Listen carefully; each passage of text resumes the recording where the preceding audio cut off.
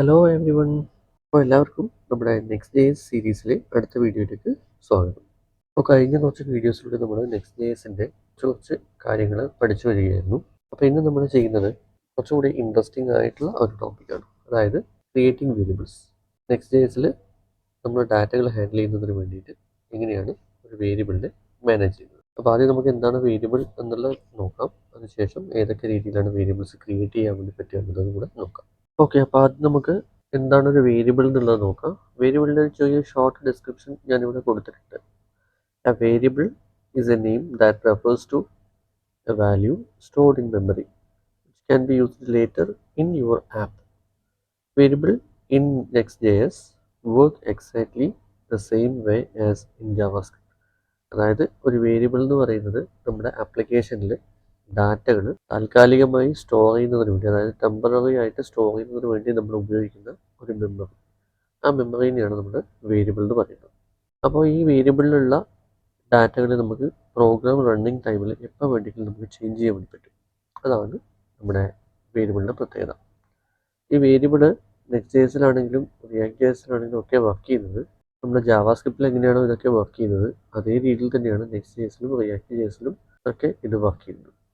ഇനി നമുക്ക് variable create ചെയ്യുന്നതിൻ്റെ ഒരു എക്സാമ്പിൾ നോക്കാം. Example of variable creation.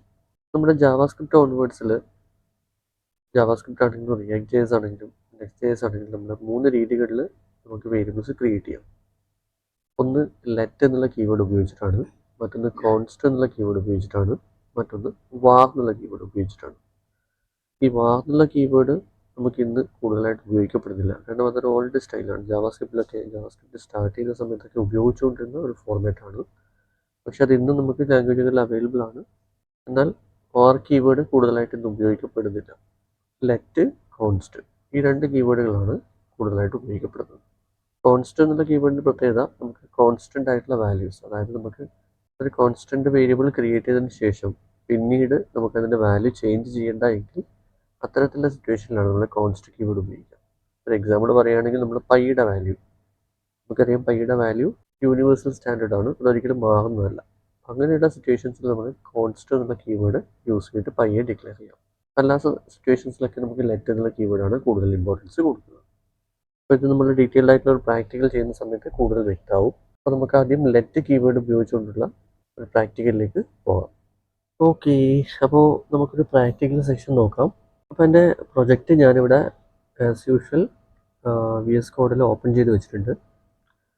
അപ്പോൾ ഇവിടെ നമുക്ക് നമ്മുടെ ലെറ്റ് ഒരു ടൈപ്പ് യൂസ് ചെയ്തുകൊണ്ട് കുറച്ച് വേരിയബിൾസ് ക്രിയേറ്റ് ചെയ്തിട്ട് അതിനെങ്ങനെയാണ് ഓപ്പറേറ്റ് ചെയ്യുക എന്നുള്ളത് നോക്കാം. ഓക്കെ, അപ്പോൾ ഞാനിവിടെ ഡാറ്റ ഹാൻഡിൽ ചെയ്യുന്നതിന് വേണ്ടിയിട്ട് ഏകദേശം 3 വേരിയബിൾസാണ് ക്രിയേറ്റ് ചെയ്യുന്നത്. അതായത് ഒരാളുടെ നെയിം, പ്ലേസ്, ദെൻ അവരുടെ ഏജ്, ഇങ്ങനെ 3 കാര്യങ്ങൾ എങ്ങനെയാണ് നമുക്കൊന്ന് ഹാൻഡിൽ ചെയ്യുക എന്നുള്ളത് നോക്കാം. ഓക്കെ, അപ്പോൾ അതിന് വേണ്ടിയിട്ട് ഞാനിവിടെ ഒന്നുകിൽ ഇവിടെ ക്രിയേറ്റ് ചെയ്യാം അല്ലെങ്കിൽ മുകളിൽ ക്രിയേറ്റ് ചെയ്യാം. ഞാനിപ്പോൾ ഇതിന് ഉള്ളിൽ, അതായത് നമ്മുടെ ഹോം ഫംഗ്ഷൻ്റെ ഉള്ളിലാണ് ഞാൻ ക്രിയേറ്റ് ചെയ്തത്. സോ ലെറ്റ് നെയിം എന്ന് ക്രിയേറ്റ് ചെയ്തതിന് പകരം ഞാൻ ഇവിടെ മൈ നെയിം എന്ന് കൊടുക്കുകയാണ്. മൈ നെയിം ഈക്വൽ ടു, പേര് ഞാൻ കൊടുക്കുന്നത് ഹിരൺ എന്നാണ്. അപ്പോൾ ഹിരൺ കൊടുത്തു. അതിന് ശേഷം നമുക്ക് എന്ത് ചെയ്യാം, അടുത്ത അവരുടെ പ്ലേസ് ആണ് കൊടുക്കേണ്ടത്. So let my place equal to, നമുക്കൊരു പ്ലേസ് കൊടുക്കാം. ലൈക്ക് ഇപ്പോൾ കണ്ണൂർ ഇരിക്കട്ടെ, കണ്ണൂർ. ശേഷം അവരുടെ ഏജ് കൊടുക്കുന്നതിന് വേണ്ടി ലെറ്റ് മൈ ഏജ്. ഈ മൈ ഏജ് എന്ന് തന്നെ കൊടുക്കണമെന്നൊന്നുമില്ല, ഏജ് എന്ന് മാത്രമായിട്ട് കൊടുത്തു കഴിഞ്ഞാലും നമുക്ക് ആക്സെപ്റ്റബിൾ ആവും. അതൊരു ഐഡൻറ്റിഫയർ ആണ്. അതായത് ഈ വേരിയബിളിന് നമ്മൾ കൊടുക്കുന്ന പേരിനെയാണ് ആക്ച്വലി ഐഡൻറ്റിഫയർ എന്നുള്ള രീതിയിൽ നമ്മൾ അറിയപ്പെടുന്നത്. ഓക്കെ, ഇനിയിപ്പോൾ ഞാൻ മൈ നെയിം എന്ന് കൊടുത്തുകൊണ്ട് എപ്പോഴും മൈ നെയിം എന്ന് തന്നെ കൊടുക്കണമെന്നില്ല, നെയിം കൊടുത്താലും എടുത്തോളൂ. ഓക്കെ, ഏജ് ഈക്വൽ ടു ഒരു 20 കൊടുക്കാം. ഓക്കെ, അപ്പോൾ ഇത്രയും വേരിയബിൾസ് ക്രിയേറ്റ് ആയിട്ടുണ്ട്. ഇനി ഇതിലുള്ള ഡാറ്റകളെ നമുക്ക് എങ്ങനെയാണ് നമ്മുടെ ഫംഗ്ഷനിലൂടെ നമുക്ക് സ്ക്രീനിൽ ഔട്ട്പുട്ട് ചെയ്യാം. അപ്പോൾ നമ്മൾ ഡിക്ലെയർ ചെയ്ത് കഴിഞ്ഞു, വേരിയബിൾ ഡിക്ലെയർ ചെയ്ത് കഴിഞ്ഞു.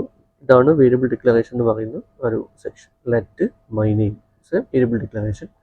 അതിൻ്റെ കൂടെ ഞാൻ ഒരു വാല്യൂ കൂടെ അസൈൻ ചെയ്യുന്ന സമയത്ത് ഡിക്ലറേഷൻ ആൻഡ് ഇനീഷ്യലൈസേഷൻ. ഇതൊക്കെ വളരെ ബേസിക് ആയിട്ടുള്ള കാര്യങ്ങളാണ്. So let my name equal to Hiran. അപ്പോൾ അവിടെ ഡിക്ലറേഷൻ കഴിഞ്ഞു, ഇനീഷ്യലൈസേഷൻ കഴിഞ്ഞു. ഇനിയിപ്പോൾ ഇവിടെ നമ്മൾ കൊടുത്തിരിക്കുന്ന നെയിം, അതായത് ഹിരൺ, കണ്ണൂർ, 20, ഈ കാര്യങ്ങളൊക്കെ നമുക്ക് സ്ക്രീനിലൂടെ ഔട്ട്പുട്ട് കിട്ടണമല്ലോ. ഔട്ട്പുട്ട് കിട്ടിയാൽ മാത്രമേ നമുക്ക് നമ്മുടെ ആ ഒരു സെക്ഷൻ കംപ്ലീറ്റ് ആയെന്ന് പറയാൻ പറ്റുള്ളൂ. അപ്പോൾ നമുക്ക് എന്ത് ചെയ്യാം, ഇവിടെ ഒരു പി ടാഗോ HTML ടാഗോ നമുക്ക് എങ്ങനെയാണോ അതിൻ്റെ ഔട്ട്പുട്ട് വേണ്ടത് അതിന് ഈക്വലൻ്റ് ആയിട്ടുള്ള ഒരു HTML ടാഗ് കൊടുക്കുക. ഞാനിവിടെ പി ടാഗാണ് ഉപയോഗിക്കുന്നത്. പി, അതിൽ ഒരു സ്റ്റേറ്റ്മെൻറ്റ് കൊടുക്കുക. സപ്പോസ് ഇപ്പോൾ ഹലോ ആം, അവിടെ ഹിഡൻ എന്നുള്ള ഡിസ്പ്ലേ ആണ് വരേണ്ടത്. അപ്പോൾ ഡിസ്പ്ലേ വരുന്നതിന് വേണ്ടിയിട്ട് ഈ കാണുന്ന വേരിയബിളിനെ നമുക്കിവിടെ കണക്ട് ചെയ്യണം. ഈ മൈ നെയിം എന്നുള്ള വേരിയബിളിനെ എനിക്കിവിടെ കണക്ട് ചെയ്യണം. അപ്പോൾ കണക്ട് ചെയ്യുന്നതിന് ഞാൻ എന്ത് ചെയ്യുക, കേർലി ബ്രാക്കറ്റ് യൂസ് ചെയ്യാം. കേർലി ബ്രാക്കറ്റ്, അതിനുള്ളിൽ മൈ നെയിം. അപ്പോൾ നമുക്ക് മൈ നെയിം സജഷനായിട്ട് ഇവിടെ വരുന്നുണ്ട്, അത് സെലക്ട് ചെയ്ത് കൊടുത്താൽ മതി. ഓക്കെ, അപ്പോൾ ഇവിടെ നമ്മൾ അസൈൻ ചെയ്തിരിക്കുന്ന ആ പേര്, അതായത് ആ വേരിയബിളിലുള്ള കണ്ടന്റ് ഇവിടെ ഡിസ്പ്ലേ ആവും. അപ്പോൾ ഹലോ ആം ഹിരൺ എന്നായിരിക്കും അതിൻ്റെ ഔട്ട്പുട്ട് വരിക. ഇനി അതിൻ്റെ കൂടെ ഒരു സ്റ്റേറ്റ്മെൻറ്റ് കൊണ്ട് കൊടുക്കാം. Hello am Hiran, comma am from, again curly bracket കൊടുക്കുക, my place. Okay, my place am from. അപ്പോൾ ആം ഫ്രം കണ്ണൂർ എന്നാണ് നമുക്ക് അവിടെ ഡിസ്പ്ലേ കിട്ടുന്നത്. ഇനി ഇതിൻ്റെ കൂടെ നമുക്ക് ഏജ് കൂടെ ഡിസ്പ്ലേ ചെയ്യാം. ഏജ് ഡിസ്പ്ലേ ചെയ്യണമെന്നുണ്ടെങ്കിൽ അവിടെ നമുക്കൊരു സ്റ്റേറ്റ്മെൻറ്റ് കൊടുക്കാം. ആം ജസ്റ്റ് കേർലി ബ്രാക്കറ്റ്, ഇവിടെ ഏജ് ആണ് ഡിസ്പ്ലേ ചെയ്യുന്നത്. So my age curly bracket, years, ഈ രീതിയിൽ കൂടെ കൊടുക്കാം. ജസ്റ്റ് ഒരു സ്പേസ് കൂടെ കൊടുക്കാം. അപ്പോൾ നമുക്ക് ഇതിൻ്റെ പി ടാഗിലൂടെ ഇതിൻ്റെ output hello am Hiran, am from Kannur, am just 20 years. Okay, അപ്പോൾ നമുക്കൊന്ന് സേവ് ചെയ്യാം. Ctrl+S കൊടുത്ത് സേവ് ചെയ്യാം. ഇനി നമുക്ക് ഇതിൻ്റെ ഔട്ട്പുട്ട് നോക്കാം. അപ്പോൾ നമ്മളിവിടെ നേരത്തെ നോക്കുകയാണെങ്കിൽ ഇവിടെ ഇപ്പോൾ ഈ ഇമേജ് കാണുന്നത് പോലെ ഇത് ഡിമ്മായിരുന്നു, അതായത് ഒരു എന്താ പറയുക, ഒരു മങ്ങിയ പോലെയായിരുന്നു കണ്ടിരുന്നത്. അപ്പോൾ ഇവിടെ നമ്മൾ ഈ വേരിയബിളിനെ ഇവിടെ യൂസ് ചെയ്തത് കൊണ്ട് അത് ബ്രൈറ്റ് ആയിട്ട് കാണിച്ചു. പിന്നെ ഇവിടെ ഞാൻ ഈ മൈ നെയിം എന്നുള്ള വേരിയബിളിനെ അവിടെ നിന്ന് എടുത്ത് കളഞ്ഞാൽ യൂസ് ചെയ്തിട്ടില്ല, അതുകൊണ്ട് തന്നെ നമുക്ക് ഡിമ്മായിട്ടാണ് കാണിക്കുക. ഓക്കെ, നമുക്കിവിടെ വീണ്ടും വേണം, അതുകൊണ്ട് മൈ നെയിം. ഓക്കെ, ഒന്ന് സേവ് ചെയ്തു. നമുക്കിതിൻ്റെ ഔട്ട്പുട്ട് ഒന്ന് നോക്കാം. സെർവർ റൺ ചെയ്യാം. npm run dev.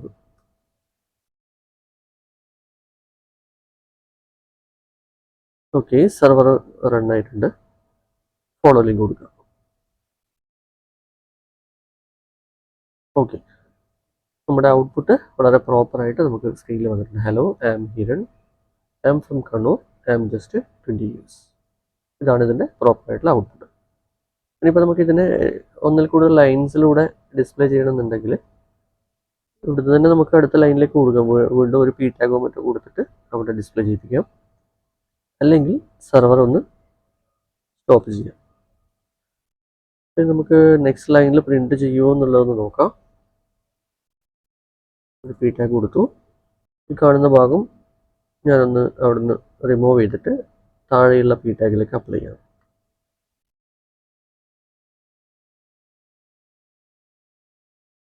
കൊടുക്കുക, പേസ്റ്റ് ചെയ്യാം. നോക്കാം ഔട്ട്പുട്ട് എന്തായിരിക്കും എന്നുള്ളത്. സേവ് ചെയ്തു.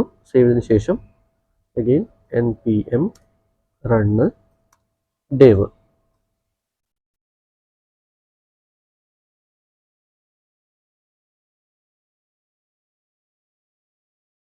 Okay, success.